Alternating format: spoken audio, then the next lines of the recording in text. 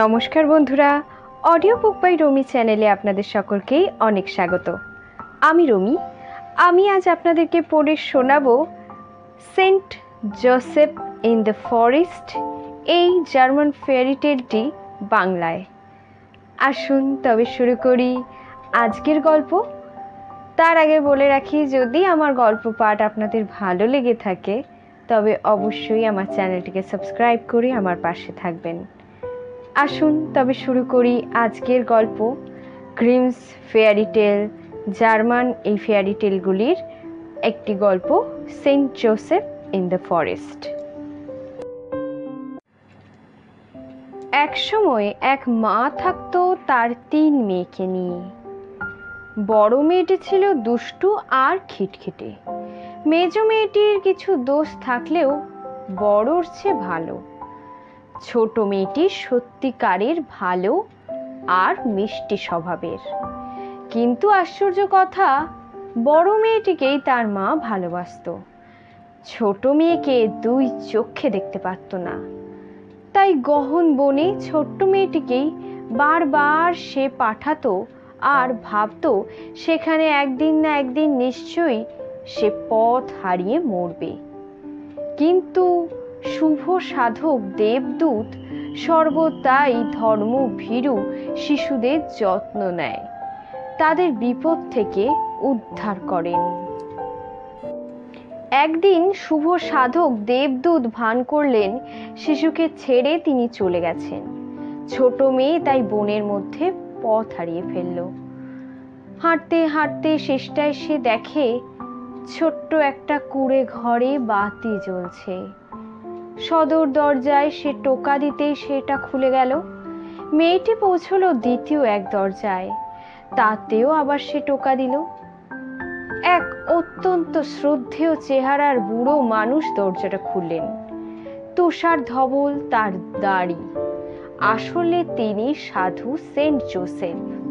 মিষ্টি গলায় তিনি বললেন, ভেতরে এসো বাছা, আগুনের পাশে আমার ছোট্ট চেয়ারে বসে হাত পা সেঁকে নাও।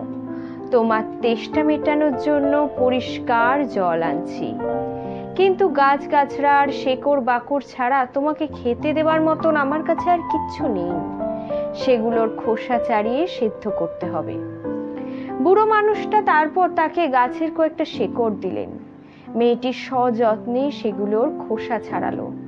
তারপর মা তাকে সামান্য যে পিঠের আর রুটির টুকরো দিয়েছিল সেগুলো সসপ্যানে ভরে স্টু বানানোর জন্য সেটা উনুনে চড়ালো। রান্না হয়ে গেলে সেন্ট জোসেফ বললেন, আমার খুব খিদে পেয়েছে, তোমার খাবার থেকে কিছুটা খেতে দাও। উনুন থেকে স্টু নামিয়ে সেটার বেশিরভাগই মেয়েটি দিল সেন্ট জোসেফকে। খাওয়া দাওয়ার পর ঈশ্বরের কাছে প্রার্থনা জানানো হলে সেন্ট জোসেফ বললেন, এবার বিছানায় শুয়ে পড়া যাক। আমার একটাই বিছানা, তাতে তুমি শো। মেঝে খড় বিছিয়ে আমার শোয়ার ব্যবস্থা আমি করে নেব।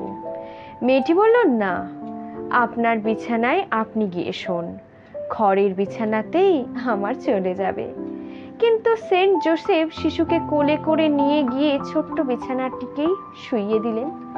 ঘুমাবার আগে মেয়েটি ঈশ্বরের কাছে প্রার্থনা জানাবার পর তিনি তার কাছ থেকে চলে গেলেন। পরদিন সকালে ঘুম থেকে ওঠার পর সেন্ট জোসেফকে সুপ্রভাত জানাতে মেয়েটি গেল, কিন্তু কোথাও তার দেখা পেল না। কুঁড়ে ঘরের সর্বত্রই খুঁজতে খুঁজতে শেষটায় সে দেখতে পেল মোহরের একটা বস্তা।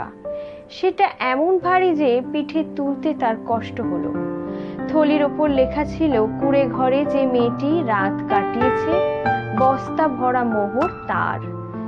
ভারী খুশি হয়ে থলিটা নিয়ে বাড়িতে সে তার মায়ের কাছে গেল। তার মা সেটা নিয়ে মুখে বলল উপহার পেয়ে খুশি হয়েছে। পরদিন মেজ মেয়ের ইচ্ছে হলো বনে যাবার। তার মা তাকে দিল অনেক পিঠে আর রুটির টুকরো। ছোট বোনের মতন তার বেলাতেও সব কিছু ঘটল। সেন্ট জোসেফের কুঁড়ে ঘরে পৌঁছতেই স্টু বানাবার জন্য তিনি তাকে দিলেন গাছগাছড়ার শেকড় বাকড়। রান্না হয়ে গেলে আগের মতোই তিনি বললেন, আমার খুব খিদে পেয়েছে, আমার খাবার থেকে যদি তুমি কিছু খাও আর তোমার খাওয়ার থেকে কিছুটা যদি খেতে দাও ভালো হয়। তার সঙ্গে মেজো মেয়ে খাওয়ার ভাগাভাগি করে নিল। তারপর সেন্ট জোসেফ নিজের বিছানায় তাকে শুতে বলে জানলায় খড়ের বিছানায় গিয়ে শোবেন এটাও বললেন। মেজো মেয়ে বলল, আপনিও বিছানায় শোন, দুজনে ঠিক গুলিয়ে যাবে। কিন্তু মেয়েটিকে কোলে করে তিনি নিয়ে গিয়ে নিজের বিছানায় শুইয়ে সেন্ট জোসেফ শুলেন খড়ের বিছানায়। পরদিন ঘুম থেকে উঠে মেজো মেয়ে দেখে সেন্ট জোসেফ অদৃশ্য হয়েছেন, কিন্তু দরজার পেছনে রয়েছে মোহর ভরা ছোট্ট একটা থলি। তাতে লেখা যে মেয়েটি সেখানে রাত কাটিয়েছে থলি ভরা মোহর তার। থলিটা সে তার মায়ের কাছে নিয়ে গেল, কিন্তু নিজের জন্য রেখে দিলেন গোটা 2। ব্যাপার স্যাপার দেখে বড় মেয়ে তো হলো খুব কৌতূহলী। তাই পরদিন সকালেই সে গেল বনে। তার মা তাকে দিল খুব বড় পিঠে আর রুটির টুকরো, আর তার সঙ্গে আবার পনিরও। আর সন্ধে 2 বোনের মতোই সেও সেই কুঁড়ে ঘরে গেল। দেখা পেল সেন্ট জোসেফের। সেও স্টু বানাবার পর সেন্ট জোসেফ বললেন, আমার খুব খিদে পেয়েছে, তোমার খাবার থেকে আমায় কিছুটা দাও। বড় মেয়ে বলল, সবুর করো, আমার খাওয়া শেষ হোক, বাকি থাকলে তবে পাবে। মেয়েটি স্ট্রু পায় সবটাই শেষ করলো। সেন্ট জোসেফের জুটলো পাত কুড়ানো সামান্য খাবার। সেন্ট জোসেফ নিজের বিছানায় তাকে যখন শুতে বলল, এমন ভাবে গড়গড়িয়ে নিয়ে বড় মেয়ে তার বিছানায় শুলো যেন বিছানাটা তারই। বুড়ো মানুষটিকে সে খড়ের শক্ত বিছানায় শুতে হবে বলল। পরদিন সকালে ঘুম থেকে উঠে সেন্ট জোসেফের দেখা বড় মেয়ে কোথাও পেল না। তার অনুপস্থিতিতে তার আরো মজা বেড়ে গেল। সে এবার খুঁজতে লাগলো দরজার পেছনে মোহরের থলি। তার মনে হলো মেঝে কি যেন একটা রয়েছে। জিনিসটা যে কি ভালো করে দেখতে না পেয়ে সেটা পরীক্ষা করার জন্য মাটির উপর ঝুঁকতেই নিচে তার নাক আটকে গেল। দাঁড়িয়ে আঁতকে উঠে সে টের পেল তার নাকের সঙ্গে আর একটা নাকও ঝুলছে। হাউ মাউ করে সে চেঁচাতে শুরু করলো, কিন্তু তাতে কোনোই ফল হলো না। তারপর করুণ স্বরে কাঁদতে কাঁদতে কুঁড়ে ঘর থেকে ছুটে বেরোবার পর তার সঙ্গে দেখা হলো সেন্ট জোসেফের। তার পায়ে পড়ে কাকুতি মিনতি করে দ্বিতীয় নাকটাকে ছাড়িয়ে দিতে বললেন। সেটা সে ছাড়িয়ে দিল। তারপর বড় মেয়েকে দিল 2টো আধুলি। বড় মেয়ে বাড়ি পৌঁছলে তার মা জিজ্ঞাসা করলো কত মোহর সে পেয়েছে। মিথ্যা করে সে বলল মস্ত বড় একটা মোহরের বস্তা পেয়েছে। বাড়ি আসার পথে সে হারিয়ে ফেলেছে।